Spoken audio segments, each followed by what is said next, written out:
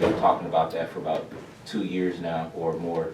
And so it'd be good to have an update, not once something is, you know, to try to figure out if we need option A, option B, option C, without council's input. Okay, no problem.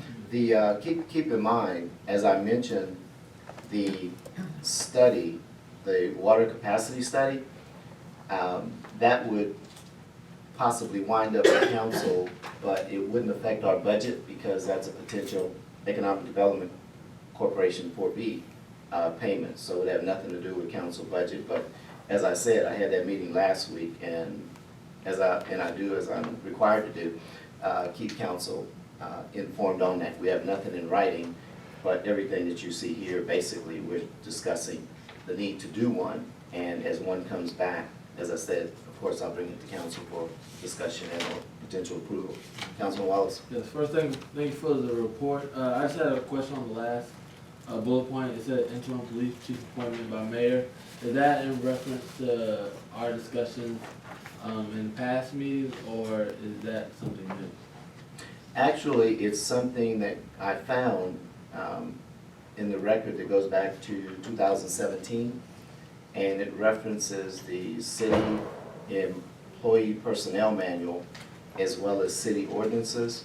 But because I didn't have those, I left it off. But there's some information on that 2017 city council discussion and decision that I just wanted to share with council. This was kind of my reminder, but it was a pretty busy day and just didn't get it, but I'll bring that information back to you or send it to you in between. But this was my reminder to discuss not just that, but it was some new information I found on city council when they updated the personnel manual. I think I sent the manual to council, but I just wanted to point out that piece. But again, this was just my reminder, not, I don't have the information, so. So this is a reminder to talk about the interim police chief appointment. Actually, it was more like 30-day emergency appointments in general. So let's talk about the 30-day temporary emergency appointment, not the interim police chief.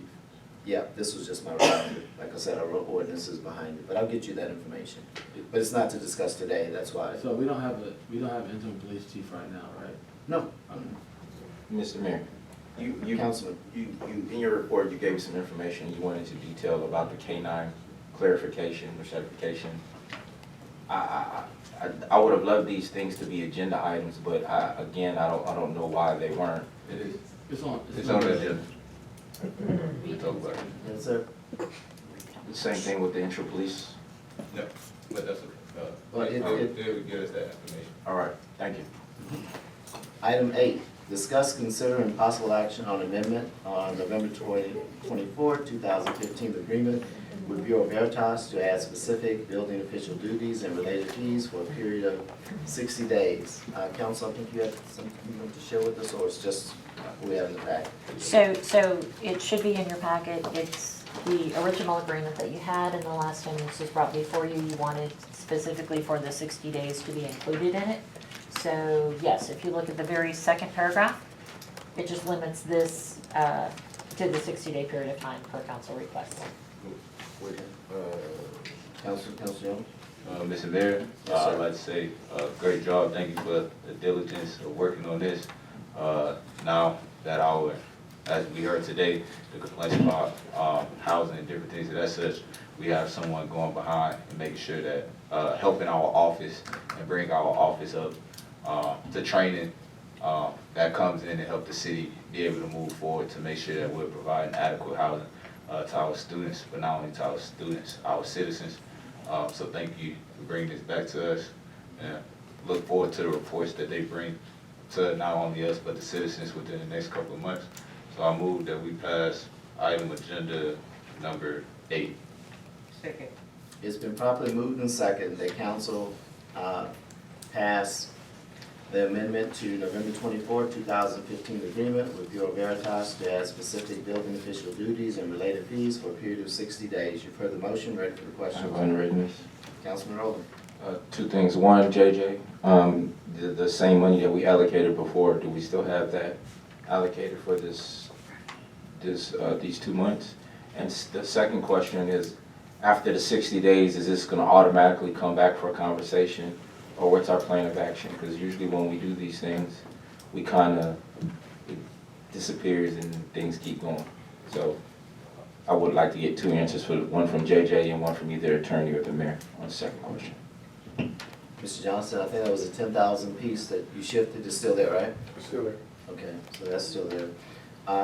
Regarding the 60 days, I believe the 60-day piece was so we could bring it back for review, see how it's going, how it's working out for them, for us, and what it's accomplishing. That's why it was limited to, a combination of why it was limited to 60 days. Councilman Jones? I would just leave you with that charge. I'll take that charge as well. Then we have to make sure that our community is going and driven in the right direction. So I think it's our job to hold you accountable. And I would like to stand up and say that I work hand in hand and hold you accountable as well on this issue and developing a plan moving forward with our building structure and the way we move. Attorney Griffin. No problem. Council? And it's not automatic, but if you would like to make it a part of your motion to put this on the agenda for the first meeting in September? Would I have to amend it, that to be amended, or? Yeah, motion's already been made and seconded, Yeah. or you could put it at the end of the meeting, it just as Okay. a, concurrence, it's up to you. And I'll say, well, Councilmember Brian, that we as together, we can work and develop a plan to move forward after the 60 days. So we know we're on a 60-day time period starting tomorrow, so we can develop that plan and propose it to the mayor. Thank you. Sounds good. All those in favor say aye. Aye. Opposed have the same right? Motion passed. Item 9, discuss, consider, and possible action on amendment to November 24, 2015 agreement with Bureau Veritas to amend fee schedule to comply with HB 852. That's where we've been informed where we were using a set fee that now it's in square footage. The state law changed that, so this is to help us come into compliance with that state law. Mr. Mayor? Councilman Rowland? Along with this, I guess they want us to adopt the new fees, which is on the last page. But my question is that we've been asking for a fee comparison, a fee summary from Bureau Veritas from the beginning, and so I know that with some of the Texas legislation that has happened, some things are immediate, which is one of these things which you can't use. Have we looked at or have your office looked at the differences in the amount of money? Are we gonna bring the same amount of money? We're gonna bring in less money, based using the square footage, because that's one of the things we did need to supplement on another end, whether it be in fees or something else. And so have you looked at this in reference to, so now we can't use, I think it was square footage, right? Now we can only use, Just the opposite. You can use square footage, you can use yeah, you can use a valuation. valuation, now you can use square footage. The differences in the same house, have we looked at that, whether JJ or the administration, on what that would be? And are we doing anything to supplement the loss in revenue or loss in fees, if there is any? Well, you're not really gonna have a loss in fees in that. If you look at the last schedule, that's Veritas's proposal fee, Yes? and you add 15% to that administration fee. So you're gonna, your percentage of revenue is the same. It's what I'm saying. So basically, what you're doing is you're gonna add your administration fee to what they're showing you here. And it has the potential to increase, Councilman, but there's no way you to can't set say that that, right. because two buildings of 20,000 square feet could have totally different valuations based on the usage, what the building's for. But the resolution that we have in front of us is not an option. It says a municipality may not require. So this is one thing that, and this is a recent passage according to City Attorney Zach. So council put this together. Yes, with this us is really to comply with. This is that the law. legal part. There's a functionality piece that impacts our city. and the numbers do change, JJ. But my If point this- is the volume, Brian, is still the same. Your I percentage value is get still the it, same. I get it. But saying that we don't know what that number, I'm simply saying, have we looked at it? No, Just saying that we get 15% of $1 or 15% of $10 is a difference. but Brian, basically, there is some Mr. Johnson, comparison to this. Councilman Rowland, please, I know y'all know each Yeah. other, but let's keep this Right. straight. Councilman Rowland, Mr. Johnson, okay, y'all can go, y'all can continue. We're discussing. The reason why I To asked answer your is, question, we haven't done no analysis. and so Old we procedure, new need, procedure. outside of this, Bureau Veritas is wanting us to accept the fee that they're charging. And we're passing along a fee and putting our 15%. We have not, the city of Prairie View, evaluated the fee to make sure this is something that we don't have to take this. And all I'm simply asking is, have we looked at that? We're all on the same team. This just happened. I'm just asking though, if the valuation of a square foot of a $2,000 house or a 8,000 square foot commercial building, we had a valuation based upon the evaluation on that. Now, what is the valuation versus square foot? And if we're gonna be in not just the 15%, but if the city's if we're gonna be in a deficit, we have to do some things to either do something to increase that or make up the revenue. And so maybe right now is not the time to ask that. So if I could get this to be put, an analysis to be done, to be put on the next agenda item, not holding this up, but making sure that we come back and review this, because do we have a timeline on this? Is this September 1? No, it already went into effect, so any fees in the meantime cannot be charged Until we pass this. until Yes. this is passed, correct? And let's be clear though, this is single-family residential construction plan review and inspection. This is not a commercial program here, this is, It is, however, all residential, Oh. so it would also be multifamily. okay, so all the Just not multifamily and stuff commercial. as well. All residential.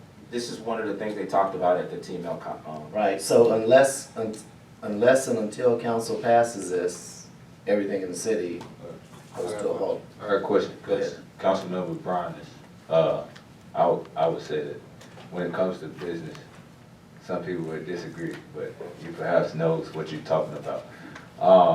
So in a sense, do you have some numbers in which I could tell that this is something that you've been looking at for quite some time, and then that you had the proper training? What are some things in that training that I guess you would advise the city and the mayor to kind of move forward with this 15% be beneficial to the city, or are you saying that maybe we might have to do an extra 5%? Like, what could you paint that picture?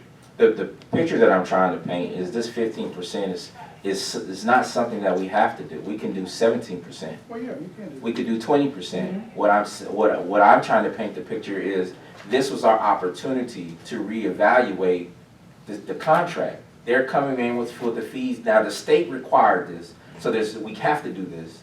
But we don't have to take the numbers that are being given to us. We now have an opportunity to negotiate. And all I'm simply saying is, have we looked at it to say, okay, maybe we need to go to 16%. Maybe we need to look at some other things. And I don't know if this is an all hands on deck. We need to do a workshop. Not to hold this up, but we need some direction, because again, we're taking what people are giving us. We have a conversation coming up with USW, and I'm pretty sure they could give us some so how this is connected to like public works and everything. Everything's connected. Like, are our fees subsequent for what it costs us to do business? And so, you know, the attorneys set up the contract on how the legal work, but we haven't sat down with JJ and the Public Works Department and say, okay, everything has gone up since we set this fee at 15%. Or we can tell Bureau Veritas, like, we looked at your other rate in 2 other cities, and you're charging a lower rate. This fee is this a standard, because this is coming from Bureau Veritas and we accept this rate. Is this a standard engineering fee, or this is using a CPI, or where did they get this from? So we're only looking from a legal perspective, Okay. not at the okay. number, but only at the fact that they're using this Well, word. wait, Wait, wait, let me No, just. no, say hold this, on, hold on, right? because we're getting Yeah. really off track. Well, This is only Bureau Veritas's fee. right. It had, no, hold on. No, no, I It has agree with no what you're saying. impact Right. on our 15%. Exactly. If we go back and We we can go- want, we can we go up. need to make it Right. 17 or 20%, Yeah, our passing this is simply to come in compliance with the May 21st law that the governor signed that was effective immediately, Mhm. and we're already well over a month behind. This is just accepting Bureau Veritas rate, just like we accepted Bureau Veritas's rate when council brought them on several years ago, and then we added the 15.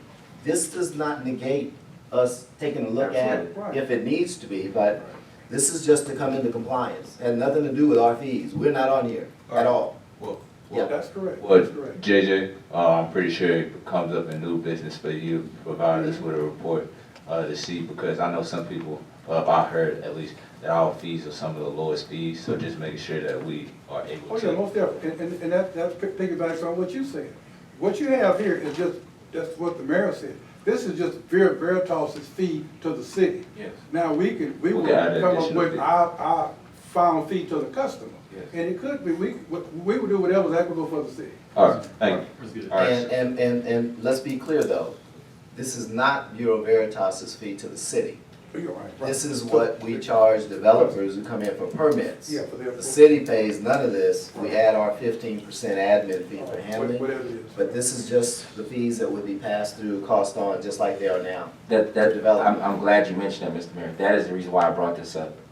We need to operate the city as an enterprise, and what I'm trying to communicate based upon at the conferences and what we're talking about.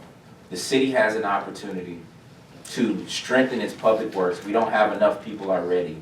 And we're only saying that we want 15% when there is more money that we're able to get based upon, if you just look at this last fee sheet. If you look at fees, it says trade permits. It says $100 per trade, and that's the fee.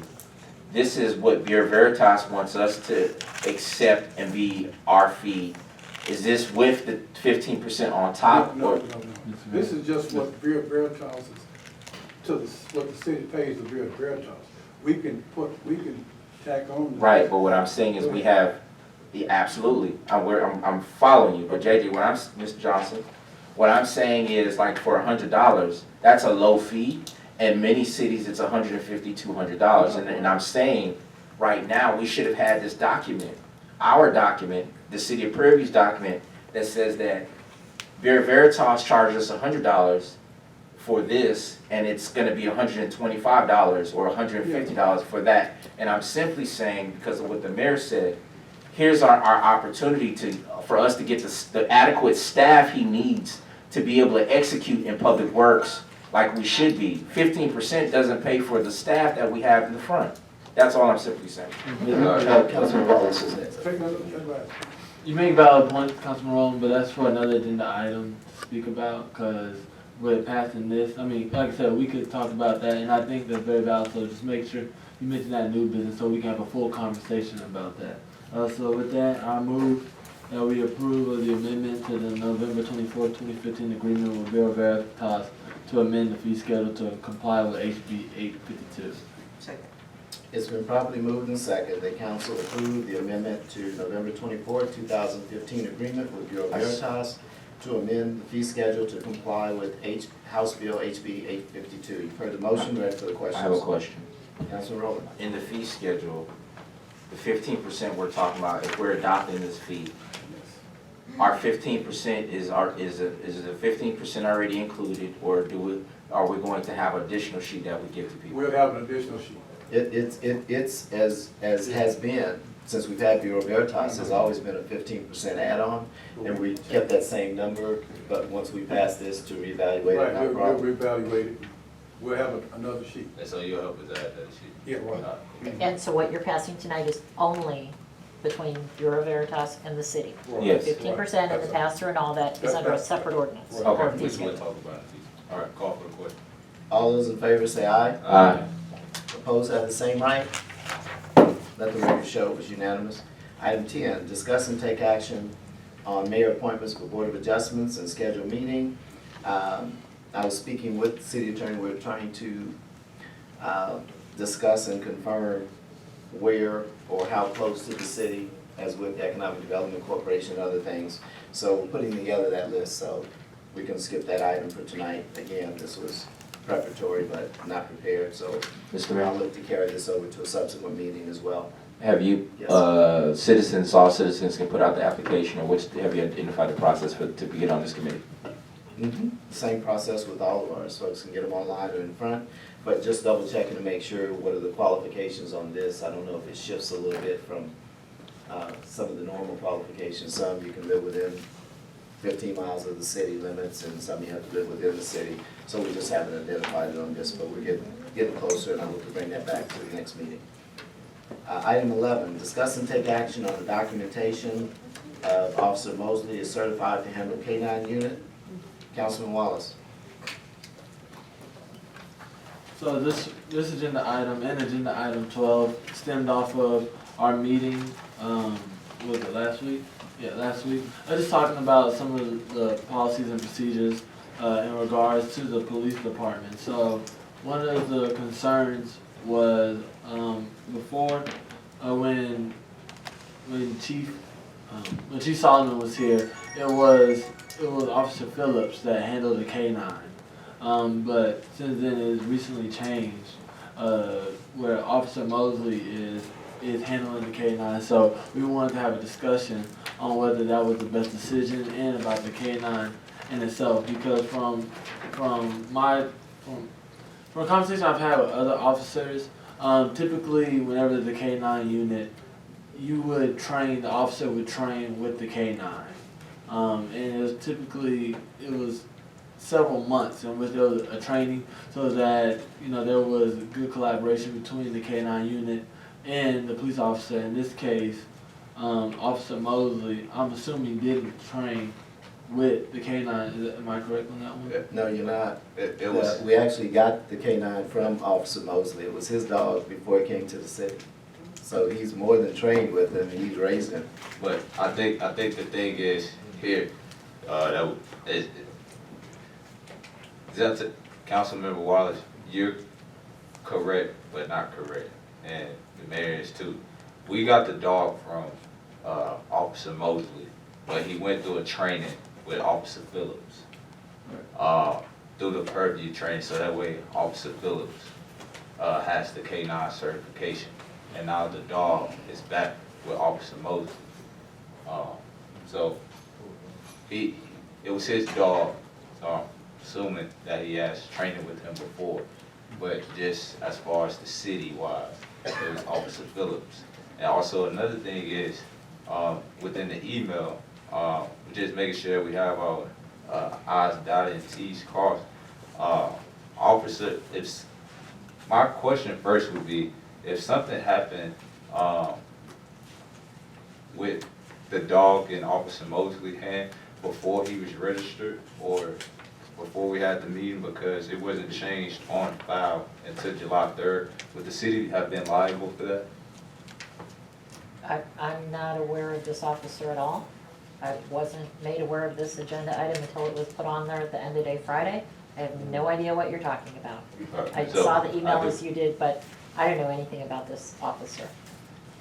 From the research in which I did, even though that was once Officer Phillips' dog, and then that it wasn't on file for Purview PD as him being the handler, that the city would have still been liable. So it's great that we updated the system, things that such, but that happened after the meeting which we had, to make sure that we had done everything, and that the city wasn't liable. So that's all most of the time that council is asking for, is just that what protocol and what steps took place before something. So thank you, Mayor, for, I guess, getting that done and getting the certification over to Officer Mosley, even though he was the carrier, but making sure that he's the city carrier. And thanks for the clarification, Councilman. Councilman Rowland? On this agenda item, I guess, we talked about this before, I think with JJ, we were supposed to be getting us some numbers. When we made the decision to get the canine dog, there was a presentation done, all this information given to us, who was gonna be the handler, who was gonna get the training. The city then took on that responsibility and liability, insurance, doing the trucks and doing all these things. One of the question I had is, where did Officer Mosley come from? Was he was he an officer already? So he wasn't a part of the department before we got the dog. Right, so he became, so the timeline, again, so we got the dog from Officer Mosley prior to him being a part of the department. And Officer Mosley became a part of the department when? A couple, I want to say a month ago, or a little less than that. So he a was, little bit more because he went through training, so. he was one of the three who Yeah. came before us? He was an officer then. Yeah, okay. So I'm trying to understand how we then bring the person whose dog it was or who gave us the dog. We asked as far as all the money we've expensed on training the person, Officer Phillips. Why was he assuming relieved of his duty as a dog handler? Is there a report? And because we spent money training this person to get accustomed in with the dog.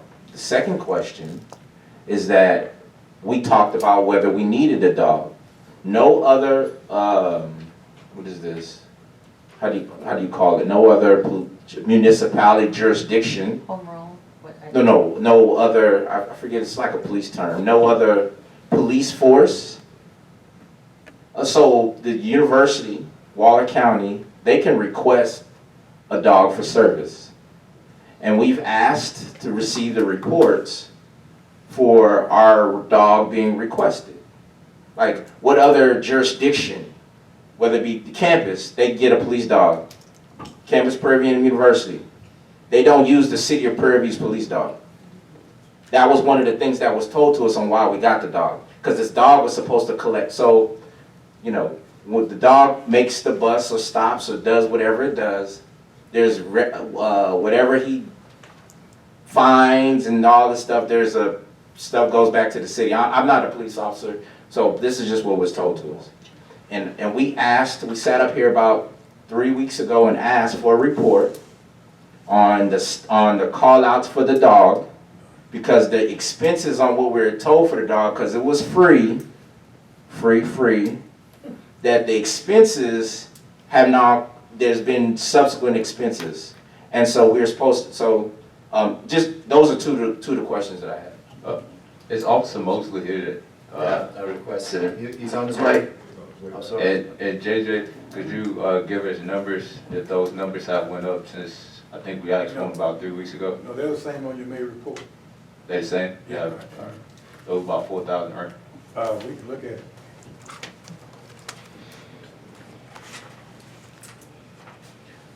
From that, was there a reason why we moved the money, the training that we put into Officer Phillips for getting this dog, the big presentation?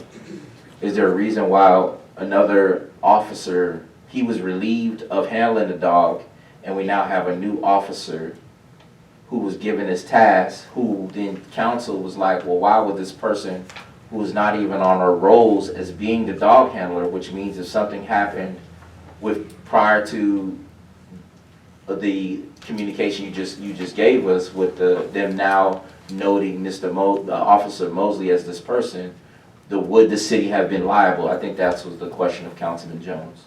Yeah, I mean, from the research, she wasn't able to answer, but from the research in which I've done, I was told yes, because he wasn't in the system as listed as the whole. In which system? In our system, so in the email which we just got today, stating that after July 3rd, Officer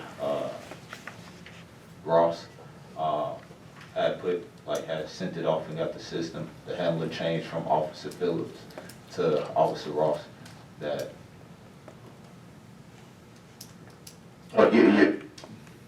Somebody cut off. That's my fault. Okay. This is simply the Waller County dispatch system so that they recognize his number with the K-9. This has nothing to do with, this is like a local in-house because they handle dispatch for the city.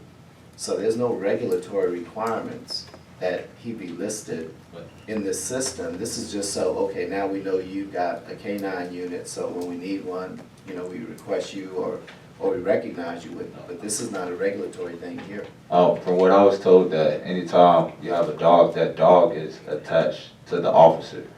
So they're one of the same and shouldn't be separated. So being that Officer Phillips was the officer with the dog, and the dog was separated from Officer Phillips, being that even though Officer Mosley is his past dog and he trained with the dog, but he's not liable for that dog because that dog is not attached to his badge number. I'm not sure where the liability goes. What I see is the agent Doug Stott in field operations with the Texas Commission on Law Enforcement says they do not regulate an agency's K-9 training or operations. So where he's in jeopardy of when the people over police for the state of Texas say they have no jurisdiction or operational responsibility or training regarding operations, they don't have anything. No, It would be violated. The question is, if we have a dog, or we have a dog, our dog bites somebody, does something in a pursuit, would the city be liable? Now, we are saying that once we adopted the dog with Officer Phillips, that with the adequate training that we paid and sent him to, that we think that based upon the policies that Chief Solomon gave to us, that everything was in order. We are simply asking, Mr. Mayor, with the update of the changes that we didn't know about from Officer Phillips, who has the training that came before City Council and came before our community, that since that's been changed to Officer Mosley, have we subsequently updated any policy or anything in reference to liability that the city has if the dog bites someone or is injured in the line of duty, because that's an officer, that we've made sure that we've done everything in our policy, the policy that was given to us by Chief Solomon, that we've adopted? Chief Solomon sat here and informed us when he first brought the dog in. One of the concerns, of course, and understandably, was potential liability. He checked with Texas Municipal League or Texas Municipal League Insurance Risk Pool, and we were covered. The dog was included in our existing coverage, and he shared with council that there would be no additional premium or anything. So who handles the dog is really irrelevant. The dog is covered under our insurance liability right now.